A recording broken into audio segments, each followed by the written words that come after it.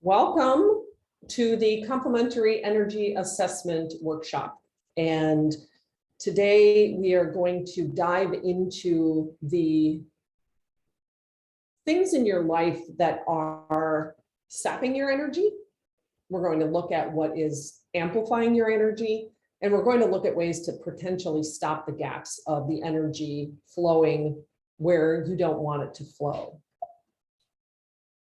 So let's talk a little bit first before we get into this about the spiral of exhaustion. You know, these are the things that I'm hearing from my clients and from the folks that I'm talking to about burnout, which is what we're focused on a little bit here, pretty much, is that I'm exhausted all the time. Like even when I get up in the morning, I'm exhausted, or that I'm yelling at my kids, and that's just not me. I'm not a yeller. I don't generally do that, but I find myself yelling at my children. Or I can't focus. I can't, whether it's at home trying to accomplish my bills or at work trying to finish a project, but I just can't get focused. Or I feel like I'm in a complete fog. Like I can't get the order of things that I'm used to. I'm not as organized as I used to be. I can't get that feeling of flow back. I'm sleeping more than I used to. And I think with this, it goes back to the first one as well, is that I'm sleeping more and I'm not feeling rested. And for some, I know with the sleeping more that COVID, if you've had COVID, that can be a factor. And if you're finding yourself sleeping more and not feeling rested, there can be a challenge there.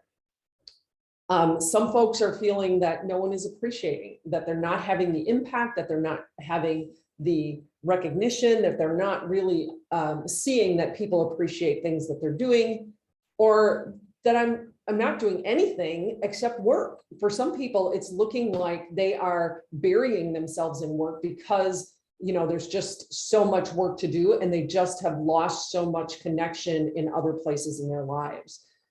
And I recently read, there's a McKinsey report that's women in the workplace, and it's from the 2021 report, that 42% of women report being burned out. 42%. And I've heard of similar statistics for physicians, for people in healthcare.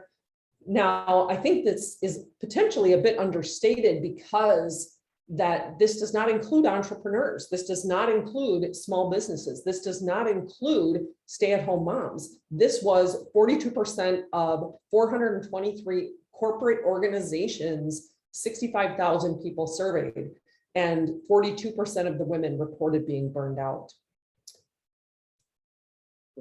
As we go through this process of the energy assessment in this workshop, I have a few asks. And one is to be open to new insights.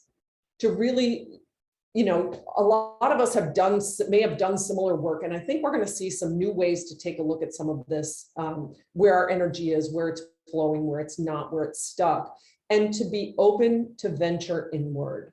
And I really want y'all to hold radical honesty as a goal. And we're going to talk a little bit more about that as I get into this, but really being radically honest with yourself and radically honest about what is really going on. And we'll talk more in a few minutes about that. Also, if there's conversation on the call, you know, to really hold in confidentiality anything that's shared by another participant.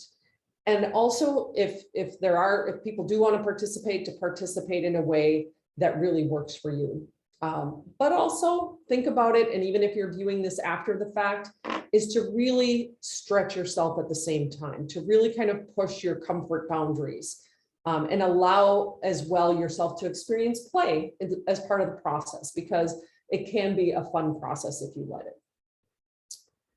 And my promise on this journey is that I will share from my heart. I am going to be radically honest with you about things that have happened in my life.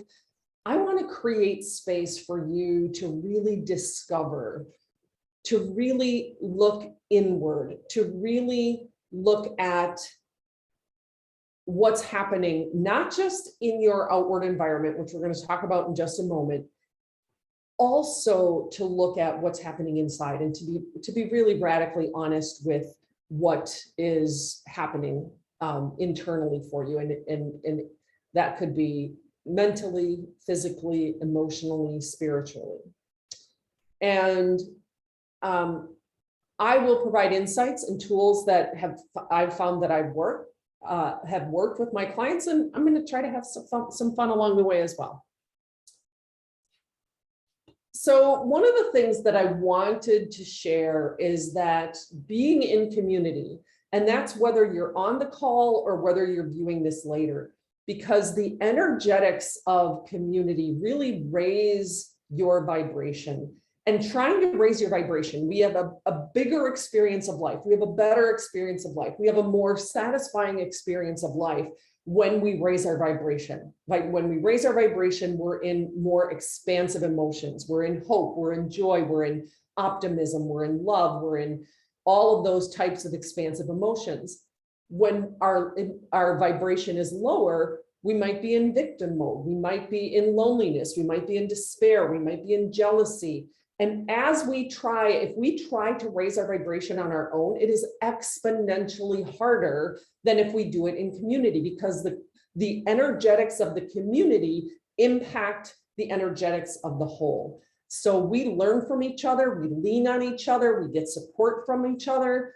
Sean Ginwright said on a webinar I was listening to recently, or on a podcast I was listening to recently, that in the Black community, they say, when one is sick, we all sick. When one is well, we all well. And that is, when one of us is hurting, we are all hurting. When one of us is uplifted, we can uplift the community. And so that's what I really like you to hold. And whether you're, like I said, whether you're in the call or whether you're viewing this later, this is still, you are still in the community, in the energetics of this group. We're going to take two different perspectives when we look at this energetic assessment. One is looking outward. And so when we look at trying to build awareness, and that's what we're doing here, the energetic assessment is about building awareness of where our energy is going, what it looks like, why it's happening the way it is, why we're doing the things we're doing, what it feels like. And there's one perspective to look out. And I like these two photos because they're giving you different perspectives, even looking out. If you ask any of my friends who've been with me when I have my camera, you'll know that, like the photo on the right, I do it a little bit differently, getting the camera low, getting the camera, a friend of mine said, put the camera at your belly button and take a photo, turn around and photograph what's behind you. There's all sorts of ways to get a new perspective looking out. However, if we really want to do the transformational work, and if we really want that transformational work to stick and to really have impact in our lives, we need to look inward. We need to look, and the concept is the mirror. So this is harder. It's more challenging to look inward. It's more challenging to look and see what's going on inside of us. I've heard story after story of people who have, got a new car, got a new house, had a child, moved to a new city, moved to a different country, all these different things, got a new job, all of these different things to try and change what's going on in their life.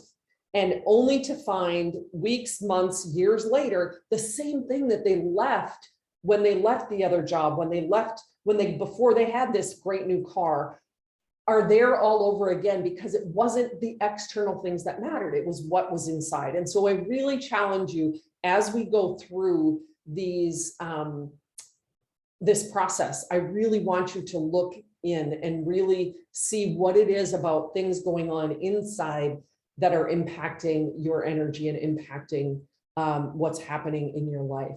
This deeper reflection can also happen, and this is a challenge. Maybe you want to also share some of what you're doing here with folks who are close to you, one of you, a partner, a close friend, a close family member, they can also give you that look inside. They can give you a different perspective of looking in. And that's where this partial mirror, getting that whole picture of ourselves and not just a partial picture.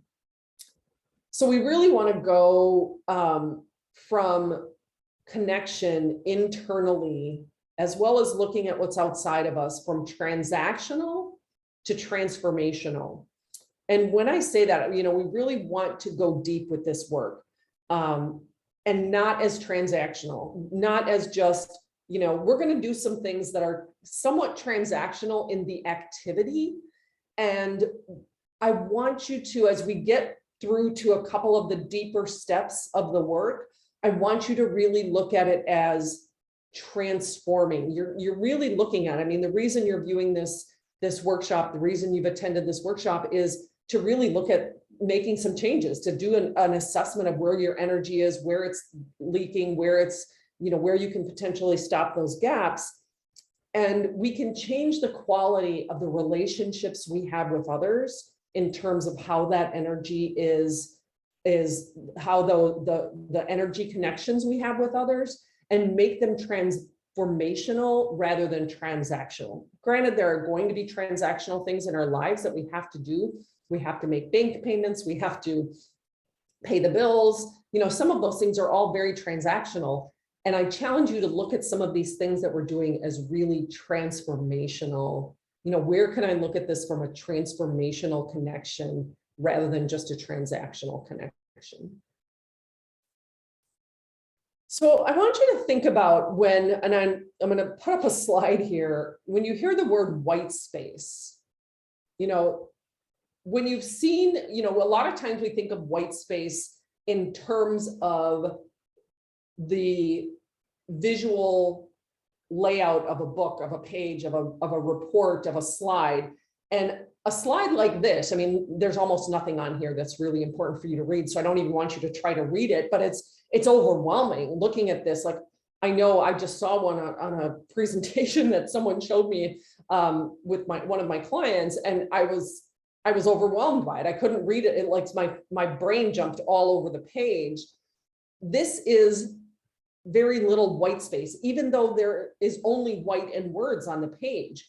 And even if you take this same information and put it in a little bit of a different layout, there is still very little white space, which then doesn't allow us to easily see what's going on. Now, I want to translate this into our life. So what does white space in our life look like? If you look at the calendar on the left, it isn't scheduled back to back to back to back to back. I know many of us are in meetings back to back to back to back to back. And we're not going to address necessarily those specifics of how do you just create white space on your calendar.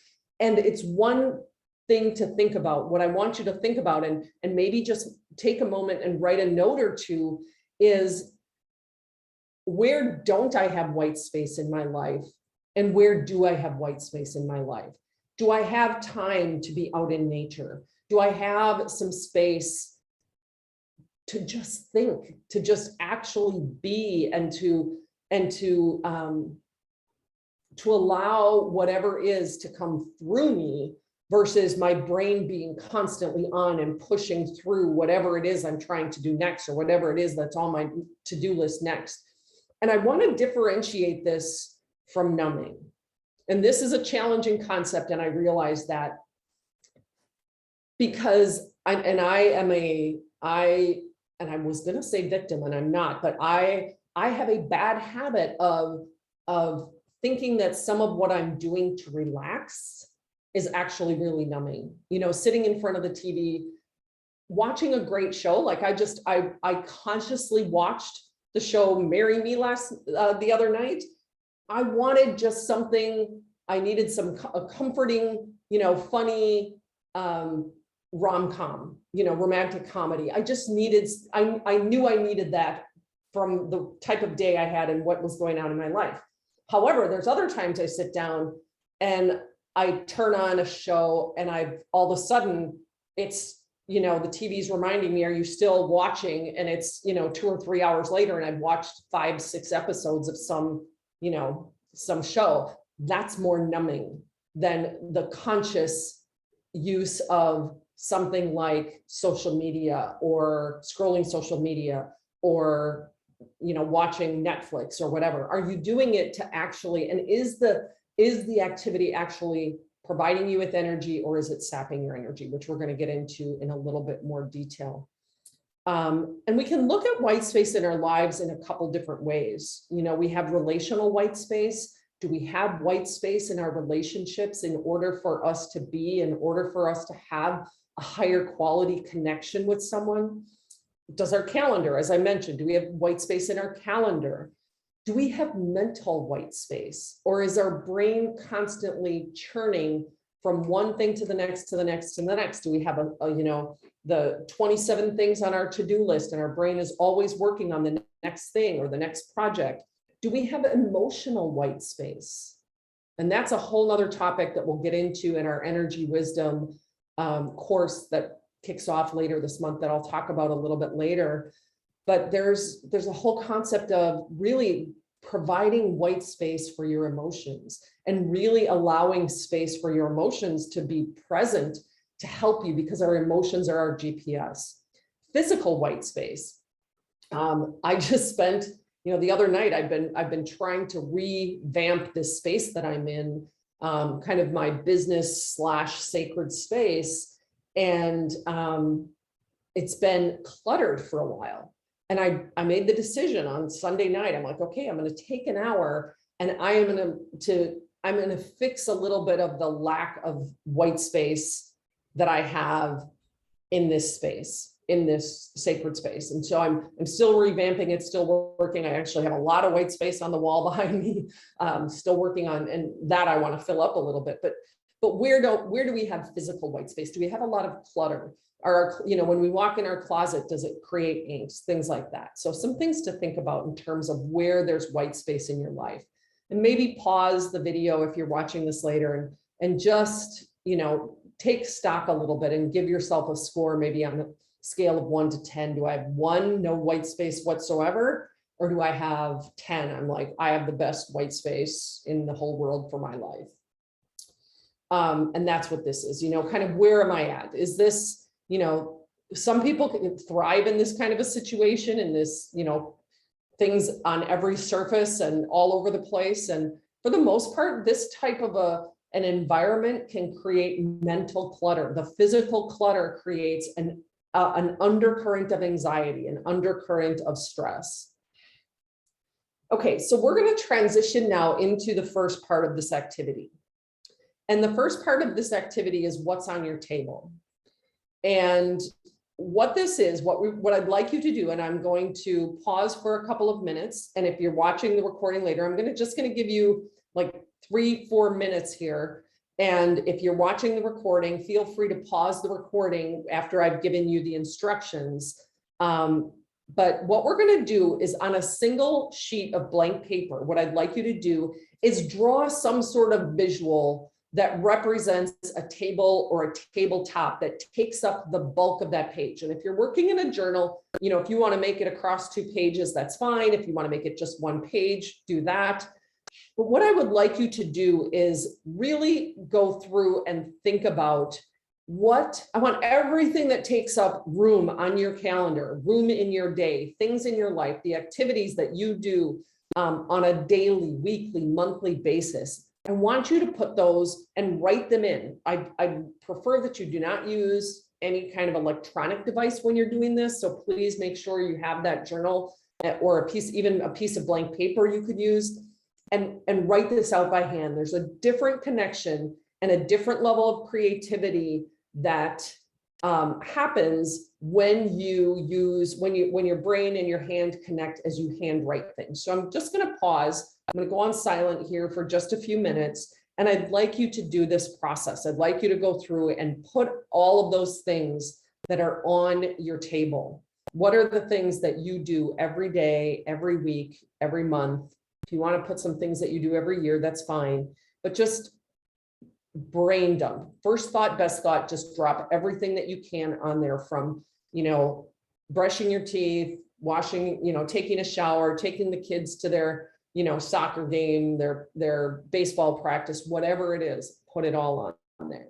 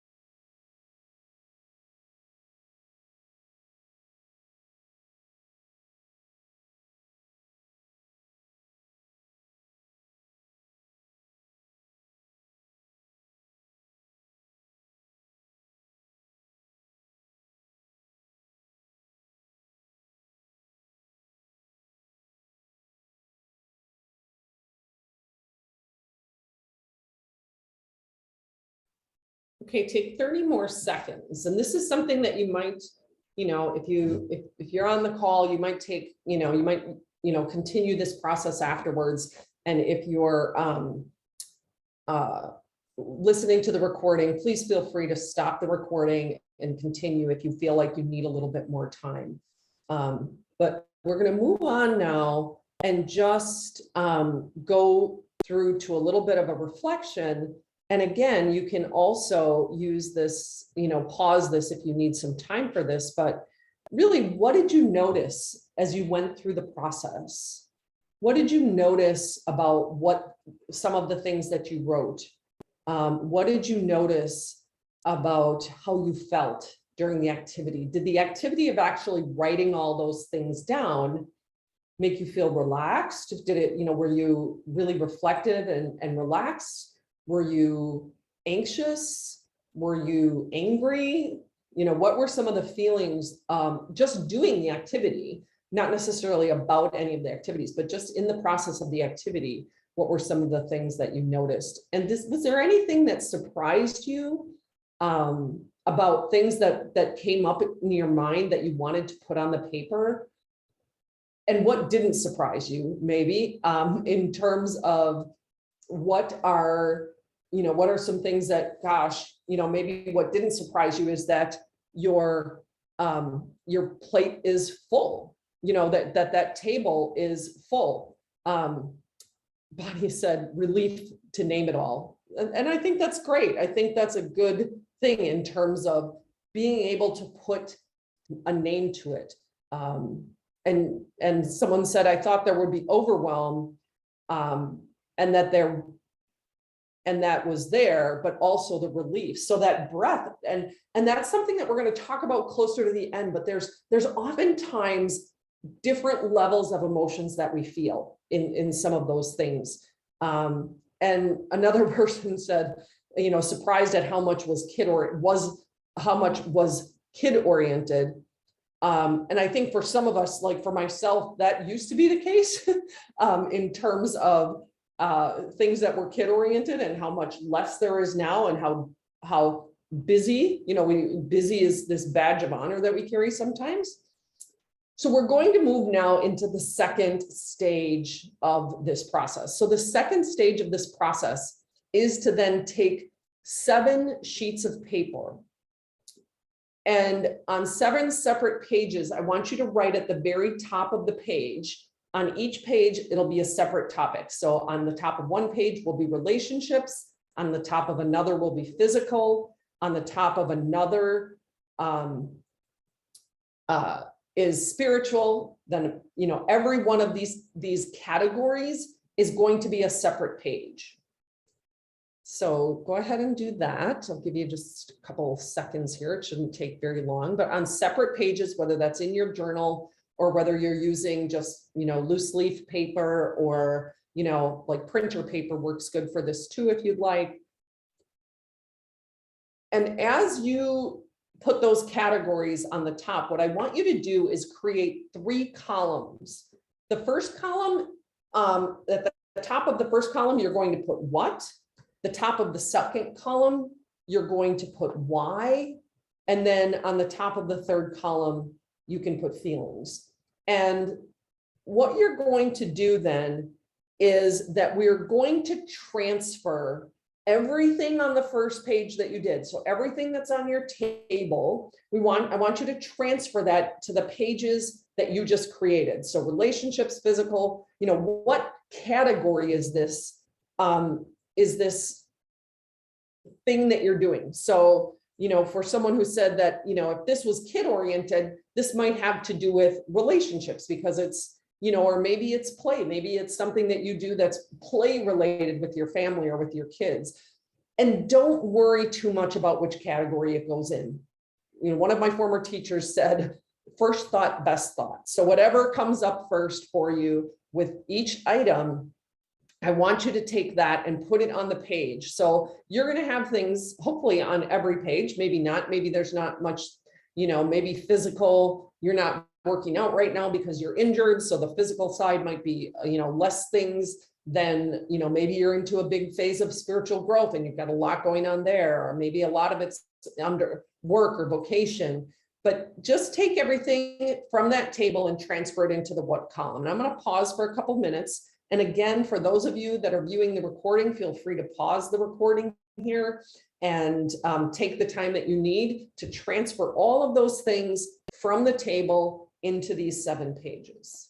And again, handwritten really makes a difference here. We're really making a different connection to a different part of our brain, to a more creative, a more expressive, a more emotional, a more connected, part of our brain.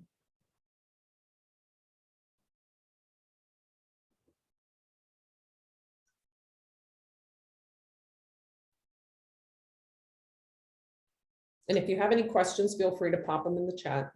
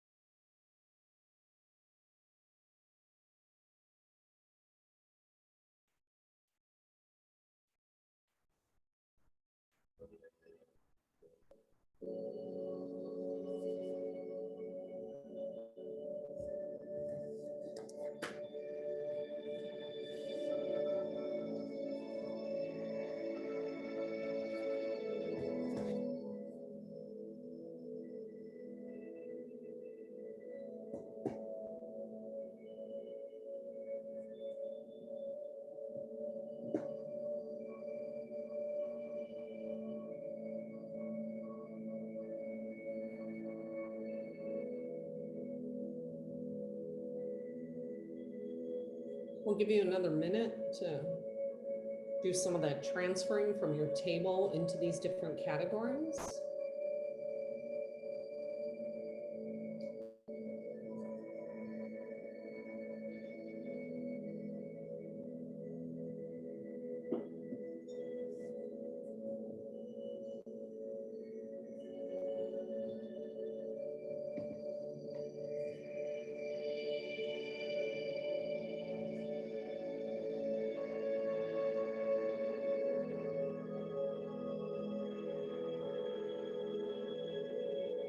Again, don't take too much time to think too hard about it.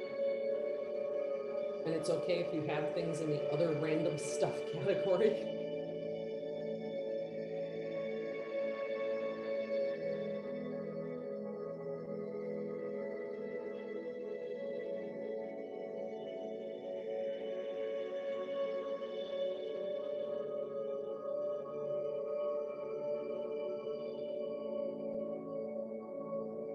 Okay, take another 15 seconds or so to wrap that up.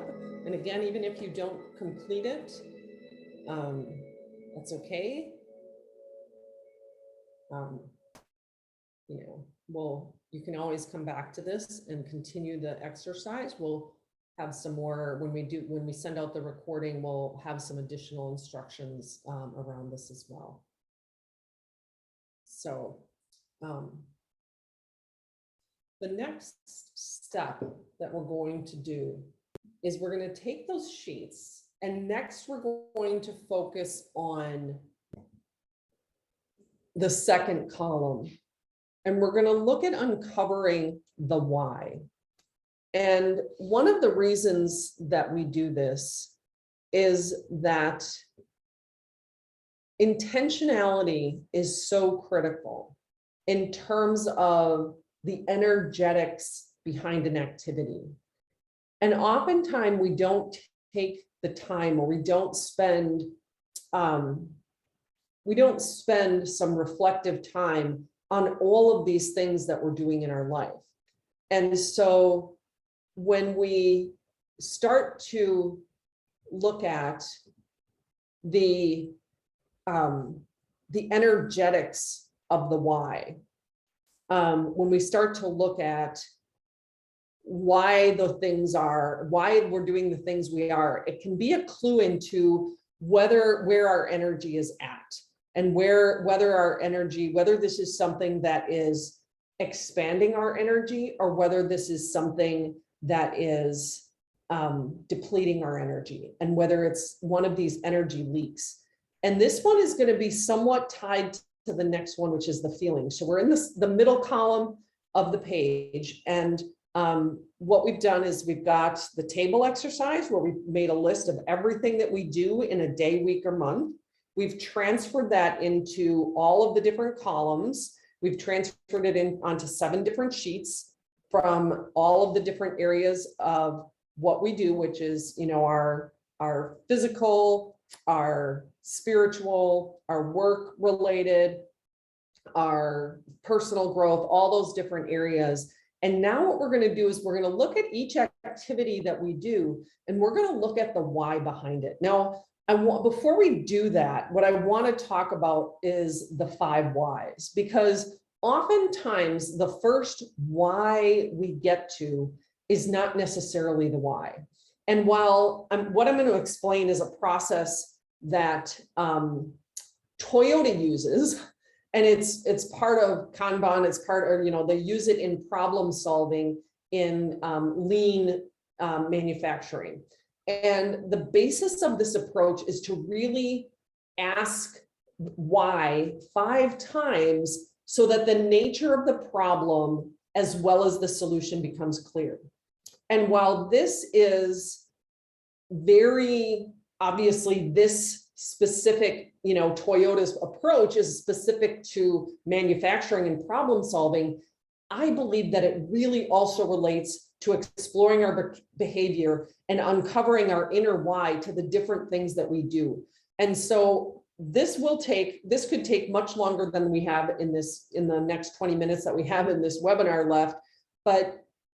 And what I'd like to suggest is you can look at this one. Well, I'm going to give you an example of the 5 whys.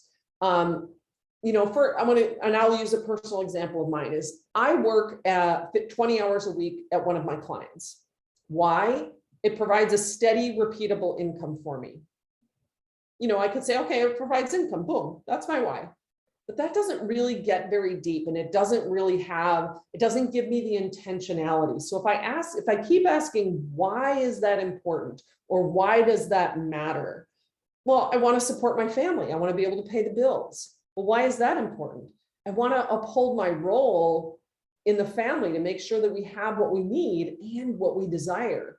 Now, I could stop there. And if you notice, and this often happens in problem solving, when you're doing the 5 whys, is you might actually come up with 2 problems and 2 different solution paths. And so I could take both of these, upholding my role as, as a breadwinner in the family, as well as making sure we have what we need and desire. But then why is that? Why is that important? And this is work I've done over and over again, and it's come up, is that need to be responsible. I grew up in a family of 8 kids. I grew up in a family with a very strong work ethic and a very strong message that you need to be responsible. And so that can be very healthy at times, and it can also be very unhealthy. And so, I learned early on that I need to be responsible. I need to take care of others. I need to do everything I can to take care of others. Now, this is where I may start to look, and we're not going to spend a lot of time here, because this is something I really want you to think about, though, is these whys can help you see if these are energetically expansive, energetically amplifying, if these are ways that you can amplify your energy, or if these are ways that are depleting your energy. If the why is something that is really toxic, or if the why is something that is part of your negative ego trying to prove or trying to,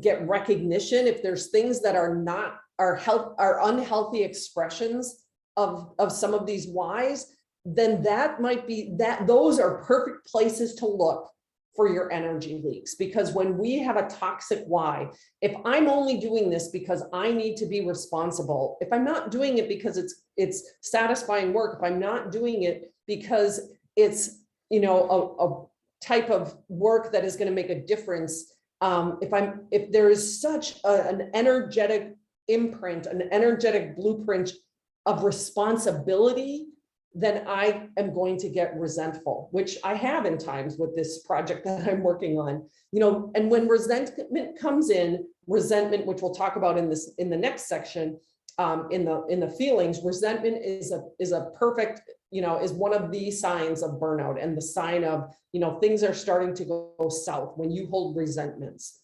So the next thing we're going to do, so you have kind of 2 options, and I'm going to give you a couple minutes on this. And then we'll move on, because we're running toward, the last quarter of the hour here. So you could choose at this point to take one of the columns, or one of the pages, I should say, but you're going to focus on column 1 on either page. And so what this should say is that, the option 1 is to focus on 1 page. And those pages, again, I may circle back here. We're on slide 21. Let me come back here.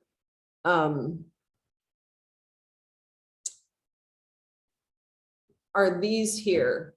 Relationships, physical. So pick one of these. You could pick one of these. So relationships, physical, spiritual, work, personal growth, play, or random stuff. Pick one of those, and then, just do the why for that page. Or what you could do is you could choose to start with the first item in each page. And I keep saying column, but it's actually each page. So maybe start with the first thing in relationships, and then start with the next thing in physical, and then start with the next thing in spiritual. Or, if you're like me, I'm really more of a random. Where are you called to start? And then take a random path through whatever's speaking to you. But I'd like you to take a couple of minutes now and really look at what is the why behind each of the things that you're doing, and take a few moments, and especially if you're listening to the recording afterwards, is to really focus, really spend some time on each of these, because this is where the juice is. This is where you're going to start to see, are there things that are building my energy, that are amplifying my energy, that are expansive and energizing, or are these things that are depleting? Are they things that are taking away from my energy? Are they things where I have the leaks? And this is the juice of the process. So really spend a couple minutes here. I'm going to give you a few minutes to look at each of the things that were on your table and figure out which page you'd like to start with or which item you'd like to start with, and just spend a few minutes to start to unpack the why of those items and see where it takes you.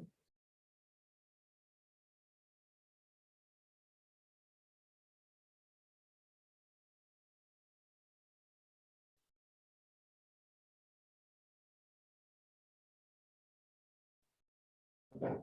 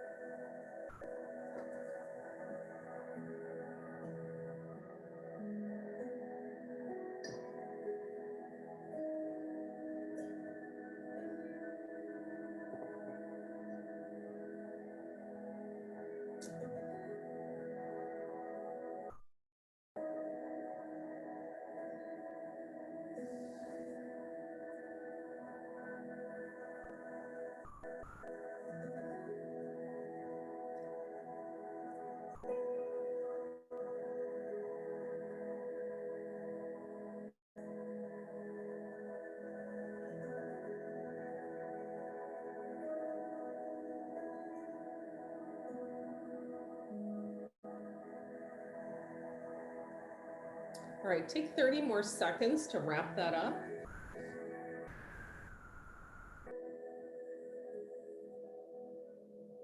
And I know that you're not going to get through everything you put on your table and everything that you categorized across those different columns. And I want to get to the next step. That's also, we're only going to be able to spend a few minutes on it, and it'll give you a taste of what we'll be doing in our Energy Wisdom group coaching program. So this step was to really start to unpack the why and to really uncover why we're doing things. And recovering our energy really allows us to have a fuller life experience. And intentionality is such an ally in our energetic blueprint.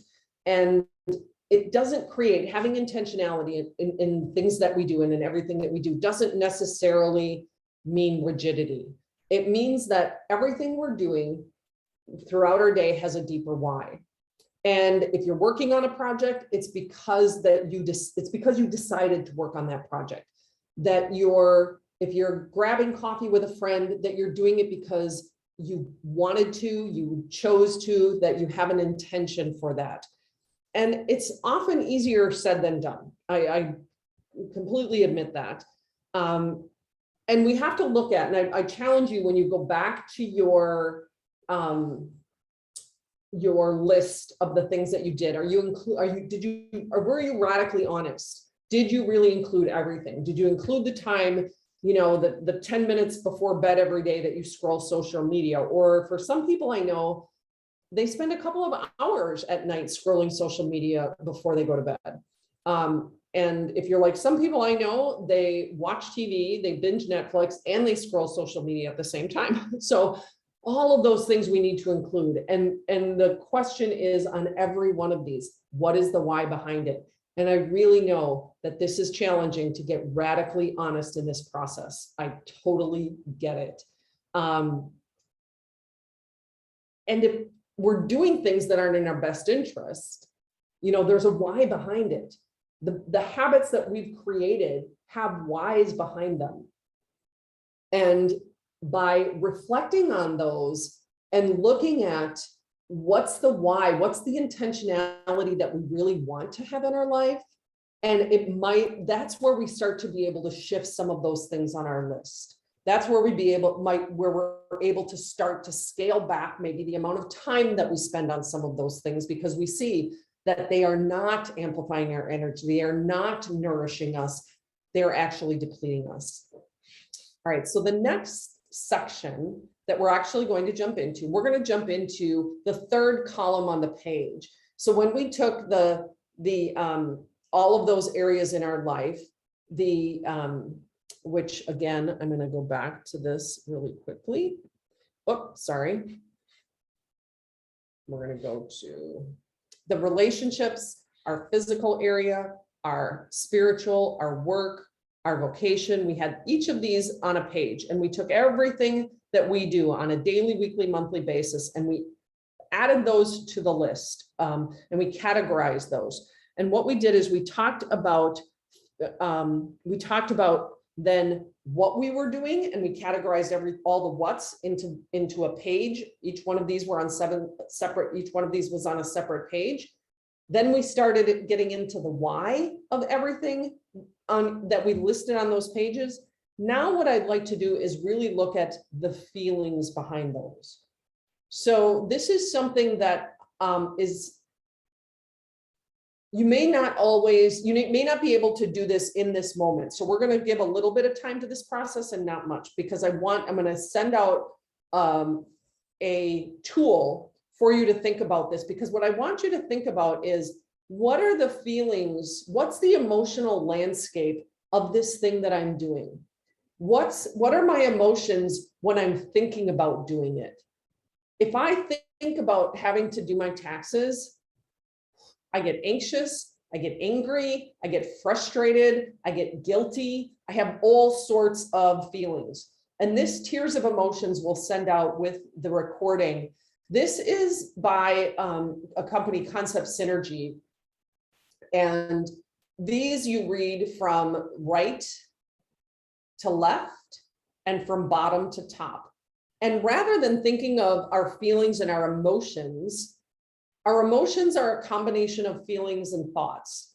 Okay. And we get into this in much more detail during the group coaching program, Energy Wisdom. But I want you to think about, and we'll only have I'm not going to give a lot of time, so you can do this with the recording. You can do this one of two ways. You can either say that this activity that I'm doing is either expansive, so it's somewhere up in this. You could do a quick activity of, is it an expansive activity or is it a constricting activity? Does it nourish me or does it deplete me? Or is it kind of, somewhere in between? Is it, it's neutral. Maybe it's totally neutral. I don't have any feelings about it. It's just something I have to do, And I'd really like you to challenge yourself to really think about, because we get into this in much more detail in the group coaching program, Energy Wisdom, but this is one of the secret keys to unlocking your energy and to really unleashing your energy, is to determine what are the emotions that are related to the things that I'm doing. What are the emotions? What's that emotional landscape?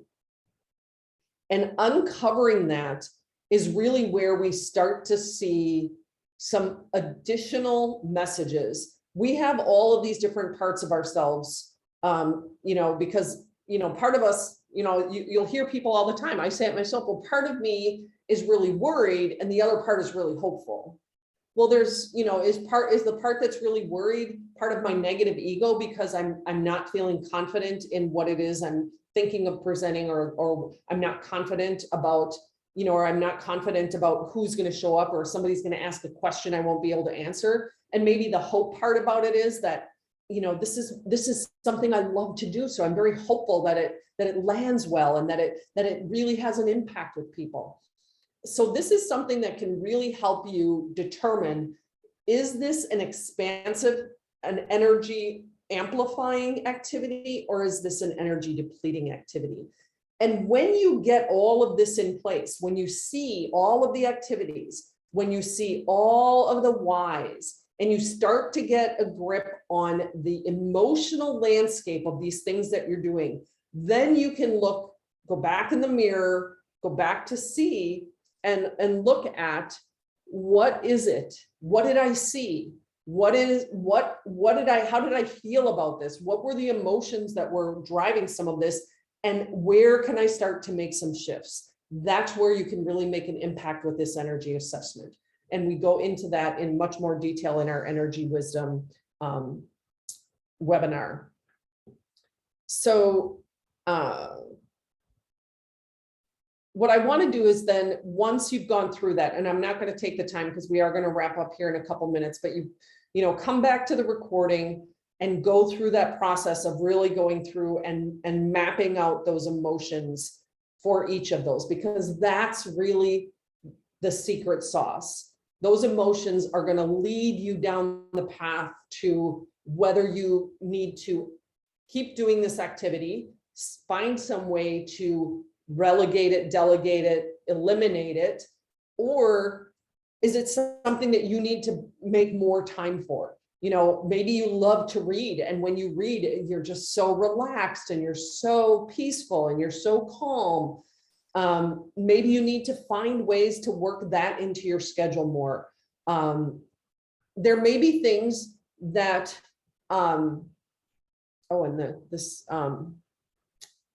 where did you note things that maybe surprised you, that didn't surprise you, that frustrated you, that angered you? So there's going to be all sorts of things that come up when you review this, and when you start to take this information and digest it and decide to make some changes or decide to make some shifts so that you can expand your energy and re-energize yourself.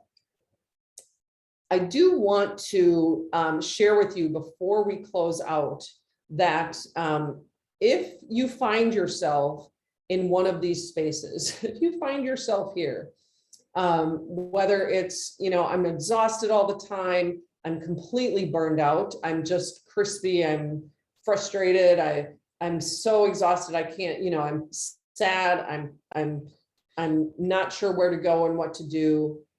And if you're curious what to do, if you're curious, what can I do with all of this? We have a workshop. I've got a training called Energy Wisdom, Reveal Your Rhythm, Create Flow.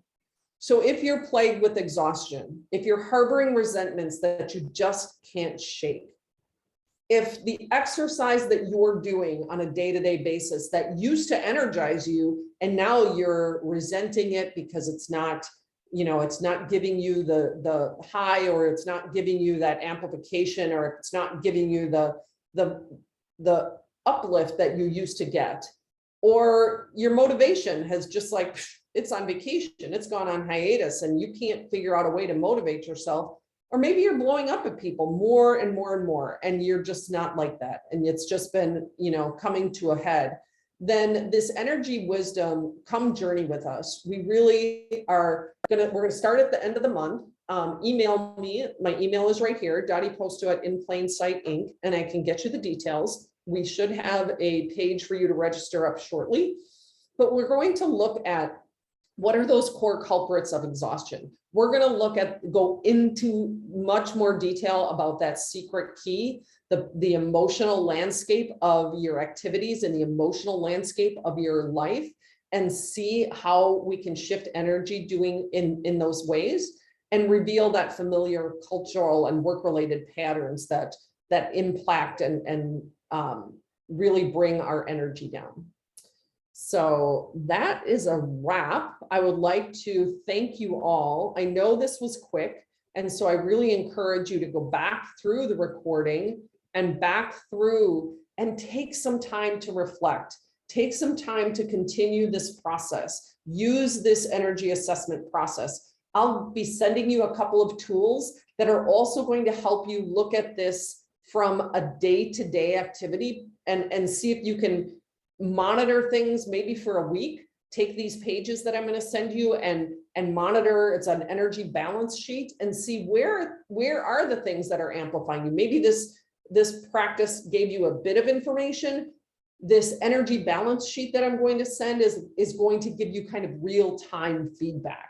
So look for that email. It'll come with the recording. Thank you so much. And I look forward to having you some of you in the group coaching program.